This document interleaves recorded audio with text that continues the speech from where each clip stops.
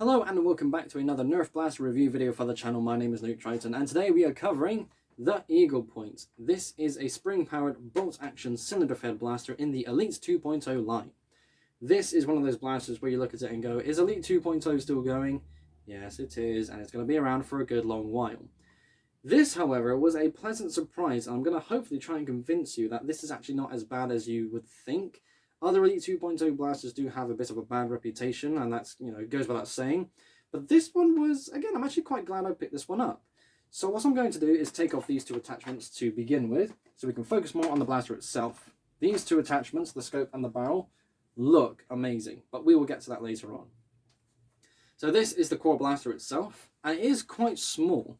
It makes sense because, again, this is supposed to be a kid's toy, but for me, my arm definitely has that V-shape going on here. I'd rather it was more like this, but this is actually quite tolerable. This is okay. I mean, it's not supposed to be for older people, again, I get that, but it's actually not that bad. It's very comfortable. Having that in my shoulder, it's not rubbing against anything, it's smooth, it's got a nice, well, I say that despite having this sort of weird quirky thing going on back here, that's not getting in the way.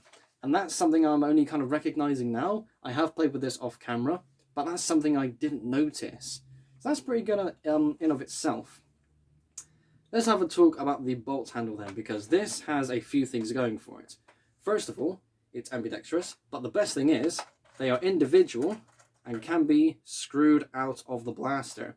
So you can only have one bolt in if you so desire and choose which side you want it on.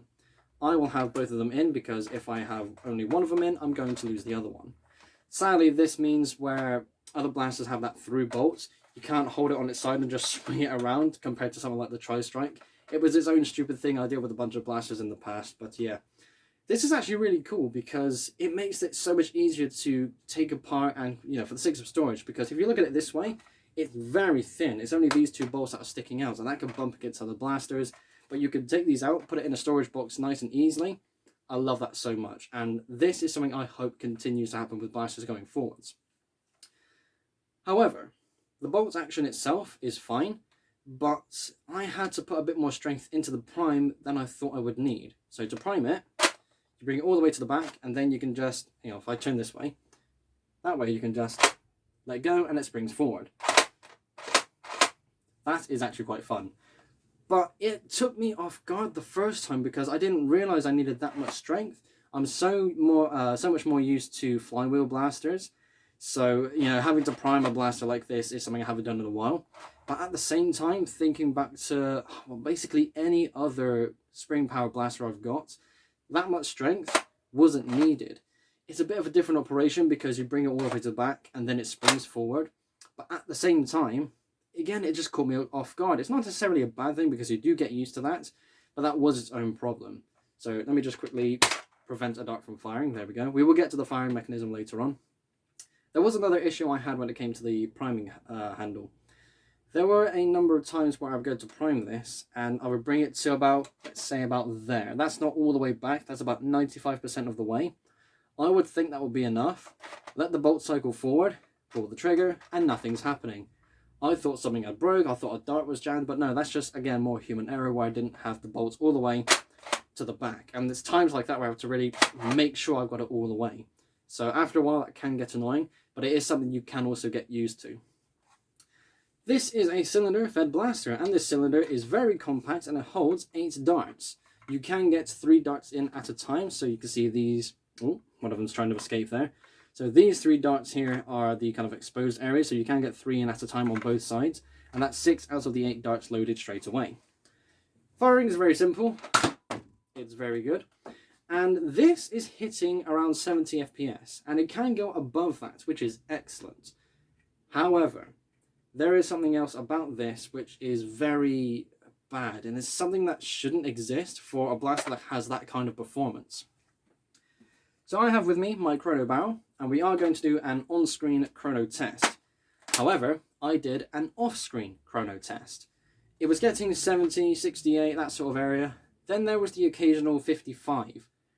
Then there was the even more occasional 40. And earlier today, playing with this blaster, a few darts just farted out, and it didn't even register on the chronograph. That's a problem. I've never seen that before today, but at the same time, why is a dart just farting out of the blaster if it can also hit 70 FPS. That's a bit of an issue, needless to say. So, quarter barrel on. We're going to fire, let's say, 4 darts. I don't want to do this for too long, and at the same time, this is going to create a noise warning. That, again, that's a very fun prime. So let's see what we can get out of 4 darts. 68. 68 again. 69. 71. Okay, so it is doing well. But it's very odd to see how it can fluctuate from something so high firing like that compared to the odd occasion where it decides to just not fire well at all. So yeah, that's actually quite good. And again, that is the more common performance. So let's talk about the tactical potential of this blaster. It has a barrel attachment point, it has a rail on the top and a rail on the bottom. This rail is something you need to take advantage of because putting your hand up front is a bit tricky. The barrel it comes with is a gorgeous looking barrel. It only works with this blaster when it comes to the silhouette, but even then, that on its own, that looks good. That looks good. So here's what I mean when it comes to the foregrip area. This is supposed to be the foregrip. That's not too bad. That's got some texture and can definitely keep you there. But with my hands are average standard hands. They're not small, they're not chunky. I don't have fat fingers. So if I go to do this, can you see the problem? That's going to interfere. And it's so frustrating because that's where my hand wants to go. But I have to get used to putting it about here or somewhere in front. It's just, there's no comfort there. One thing that is quite interesting is the rail on the bottom of this barrel attachment here. I suppose that looks good, but I think for this design, a rail should not exist. This is definitely something you put at the end. You don't necessarily need something there. But if this is one of the few blasters that you have and you want to put a torch there, for example, that definitely makes sense. I could definitely appreciate having more rails than no rails. But even then, it's the sort of thing where I need to have a grip here to make sure my hand's not getting in the way. That is wrong. That is in the way. That is going to be the best thing going on. Which, in of itself, is a shame because I suppose this was, again, designed more for smaller hands. Maybe they could just kind of wrap their fingers around like this, but that's not comfortable for me. So again, personal taste, but it's something worth noting all the same.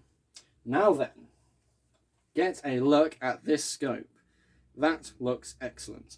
There are 2 panels on this scope, one at the front, one at the back. The front one has the texturing, and it doesn't necessarily do anything when it comes to magnification, because of course it won't, it's only a toy. It doesn't necessarily get in the way either. When you look at some of the past scopes, the one that comes to mind in particular is the one from the long shots all those years ago, where the crosshairs were actually printed in black on the lens.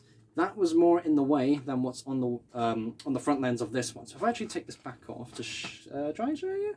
There we go. So you can kind of see it there. You can see the 4 crosshairs and the center dot. That's transparent, and that's basically part of the lens. So looking down like this, I can still see perfectly. I can obviously see the crosshairs that are on the scope, but it's not so much in the way as it was with other scopes in the past. So that looks cool and functions quite well. So now we come to the purchase recommendation for this blaster, and this is surprisingly a positive one. First of all, this was only £22.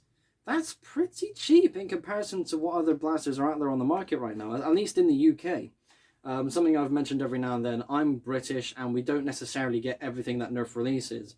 So we're kind of limited with what we can get, and the fact that we got this in the UK, I'm actually very happy with because, again, 2 gorgeous looking attachments. Despite the occasional farting out darts, it does still perform very well. It can hit 70 FPS, which is excellent. It's very small and compact, but it doesn't need to be massive. I'm only one person and I do like a longer blaster like that, but other people won't want that. And overall, it does look good. The priming handle, you can play with that all day and be super satisfied. So honestly, in a one-word answer, yes, I would definitely recommend purchasing this blaster. It's definitely worth it for the attachments alone, because these, again, are 2 amazing looking attachments. But you can definitely spend some time playing with this blaster, even as a target shooter. This is definitely not something that will be too competitive, but you can definitely have some fun kind of sitting on your bed and just plinking targets around your room. This is fun. I'm definitely someone who gravitates towards more fun blasters than competitive ones, and this for me kind of is a mix between both. You can definitely see some competitive person giving this a try, but something that's more set up for a home Nerf war, this is going to shine. So hopefully that sets up everything for the process recommendation, and that concludes this review. Thank you all ever so much for watching. Be sure to keep an eye on the community tab for polls and updates. Be sure to like and subscribe if you haven't already. I will see you all in the next episode. Bye bye.